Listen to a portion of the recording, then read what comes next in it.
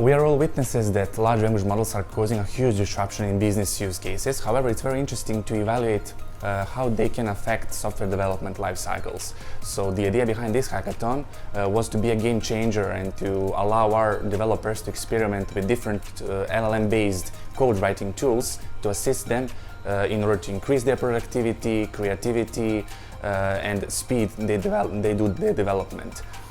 It's very interesting that developers actually didn't have any restraint on using these tools. They were easy to adapt and to increase their productivity. So as I see these tools in the future, they are not here to replace developers, they are here to assist them, and they will eventually replace people who are not using them, but not people who are assisted by these tools. It's very nice to see how people collaborate, both like in a human way and also collaborate with the tool that's based on artificial intelligence.